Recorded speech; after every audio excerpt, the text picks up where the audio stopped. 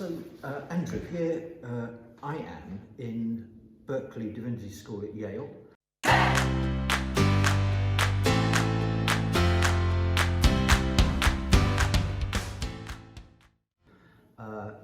Andrew, you are the President and Dean of Berkeley Divinity School, and I'm first of all very grateful to be able to stay here again. It's lovely to be back and to be able to be back. We've got the same same gospel reading in the Church of England lectionary as we have in the Episcopal Church lectionary. I wonder what your reflections are. This is John 12, 1-8.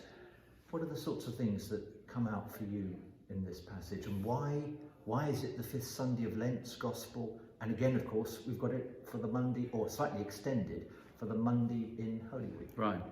Well, welcome again, Martin. It's good to see you. I think that, of course, this is the story of Jesus going to the house of Mary and Martha and Lazarus at Bethany. And the centre of the story, of course, is Mary's extraordinary action in anointing Jesus' feet with an expensive ointment, Judas' complaint about the fact that they could have run a really good social justice program based on this amount of capital, and why aren't the church commissioners doing more for us or something? And Jesus' response, and I think this is the answer to at least one of your questions. Jesus' response in this instance is that she should be left alone because she's preparing his body for burial.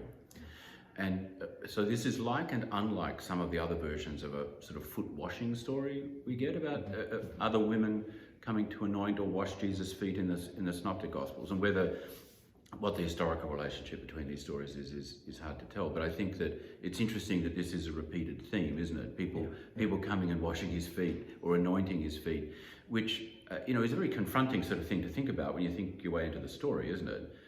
Just as it is when we practice a foot washing ritual ourselves on Maundy Thursday, as many of us do, because it's a very intimate act, but it's an act which seems to suggest a kind of subservience with which we're not comfortable in a modern liberal sort of setting, where we expect that what Jesus would have done would be to say, stop, come and sit up at the table with me, and let's be on wonderful equal terms. And you can't help, of course, but think of the other story about Mary and Martha, where she again sits at his feet.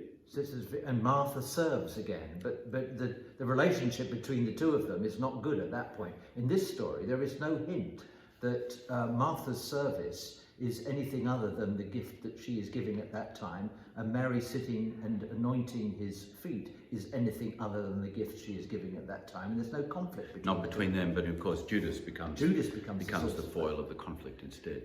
I happen to think, and I've written and published about this, that these stories, including the Last Supper story, which in John, of course, doesn't include the institution of the Eucharist, but another foot washing, where Jesus himself washes people's feet.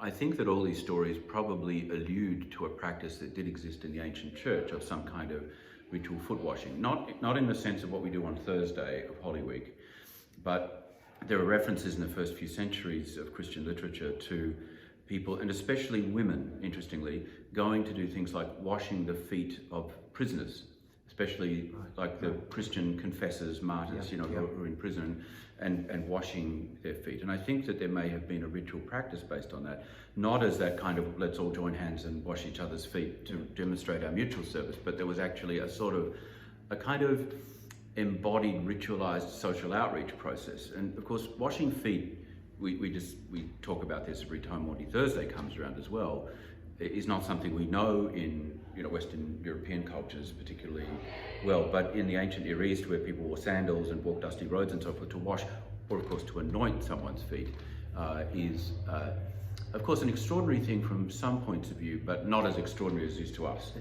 Absolutely. The extraordinary part of this, I think, is the use of the expensive perfume, and Judas' objection, which surely stirs a little bit of the social justice warrior in all of us, is to say, well, was that really a good use of that stuff? What do you think? So, well, a couple of things. First of all, I think the word for pure, the Greek, is cognate with the word for trust or faith, or to have faith. So there's something about this is an act of profound faith on the part of Mary.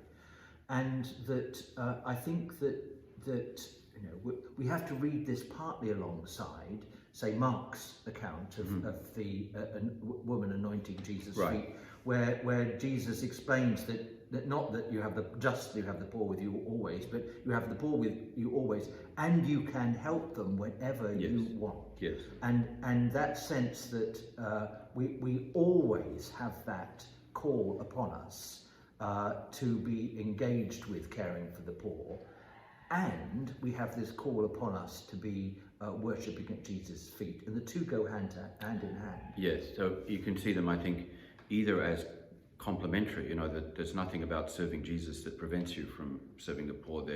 They could be seen as a version of that, you know, love of God and love of neighbour pair, which is so fundamental. But there's also a sense, I think, for Christians in which service of Jesus is service of the poor, and service of poor is service of Jesus. You think of Matthew's gospel here, where, you know, if I can paraphrase, you know, whoever's feet you anointed, you'll find you did it to me. So our tendency to drive a wedge between those two things is against the grain of this story, where it's really, and Jesus, I think, talking about his preparation for burial, is sort of acknowledging himself as a poor, vulnerable person at this point.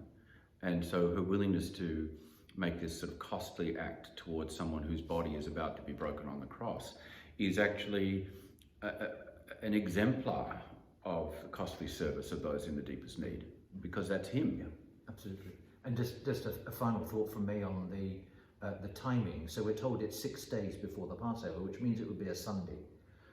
And so your point about reflecting practice in Christian communities, what are they doing on a Sunday? They are gathering together in the presence of Jesus, sitting at his feet and serving. Right. Which is what the Christian community would be doing on a Sunday. Yes, I think that's true. I think in John there are always these echoes of the Christian community reading these stories, but also somehow in a mysterious way being the subject of the stories too. Yeah. Andrew, thank you, and we'll meet again next week. Thank you, Martin.